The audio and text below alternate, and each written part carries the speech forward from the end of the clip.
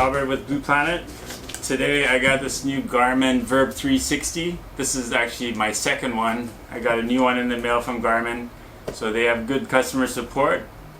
But I have one thing that I have a big gripe about the VIRB 360 for water sports. And I'm going to tell you a little story while I'm unpacking this thing. So, pretty nice compact design. It's got all the parts in a little box. It has like this little tripod thing in there, which is a nice thing to have. It's like a hand grip and tripod in one. It's kind of cool. These are the camera mounts for the VIRB 360, and it kind of clicks in there. You just snap it on there, and it's on there pretty secure. But all it takes is a push on this button, and it comes off again. So, and I was always, from the very beginning, I was worried, what if something hits it from the side, or you know, I got it on my paddle, so when it hits something, can this thing come pop off? And then, so on the GoPros, there's always a little loop somewhere that you can string a tether to, but on this camera, that nowhere is there a place where you can string a little string to it or tether it to. I want to tether it to my paddle, so if it pops off the mount, it's not going to sink to the bottom of the ocean, right? So I think especially in water sports, but I mean, I could imagine if you're like mountain biking, got on your helmet, you wouldn't want it popping off somewhere in the woods and then having to look up the mountain again where it is. So just having a little tether on it. So today I'm going to try to find a way. There's like these two little grooves.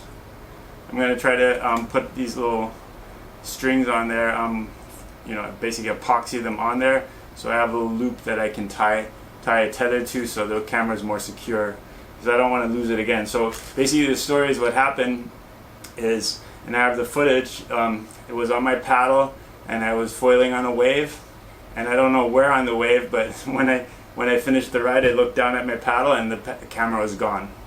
Just the mount was left on there. So I just popped off the mount and the camera was gone. I didn't know where it went in. I was diving for a while where I ended up, and looked around, but without goggles it was really hard to see anything. So I decided I'm going to come back later with goggles and look for it. But then before I had a chance to do that, I got a message from this guy Brad Peebles, like really nice guy, messaged me on Facebook saying, hey, I found your basically I found your camera at the spot where I was at. So I was super excited about that, and he got it back to me. Unfortunately, water had gotten in, so you know the waterproof is not 100%. I guess especially when it's a little bit deeper in the water, it's more for use on the surface of the water. But otherwise, I haven't had issues with the waterproofing yet. So my biggest gripe is not having the mount somewhere for a tether. You know, that's my biggest gripe. But just looking at it, there's a door here that has the SD card slot, charging ports, and then on the bottom, I could figure out how to open this thing, there's a door for the battery. So the battery takes up a pretty good chunk of this real estate here. So you can see there's a huge hole in the camera for the battery. But and you know, because it runs in 360 and you know, two cameras running at the same time and stitching it together, it does use quite a bit of power.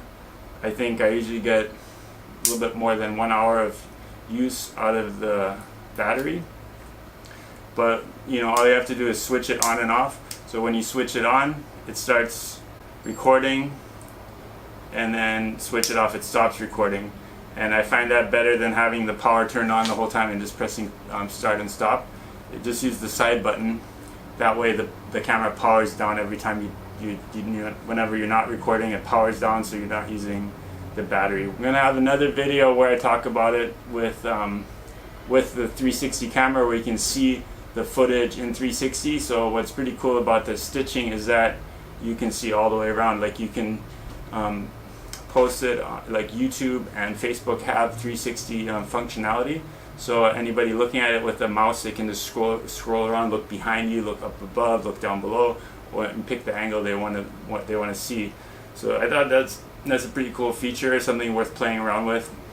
So I'm going to shoot some more with this camera and see what kind of creative stuff I can do with it. It's definitely has a lot of potential, but Garmin, if you're watching this, please put on a tether mount. It's just like a little tiny thing where you can put a tether in, so I don't have to worry about losing this thing all the time, and I don't have to build one myself. So there's these two flat spots on either side of the top of the camera, and I'm just going to rough these up with some sandpaper, and with some epoxy I'm going to kind of glass on this little tether spectra line, put some little bit of glass on top of it to kind of hold it in. I'm going to put one on each side, so even if one of them fails, the other one should still be holding.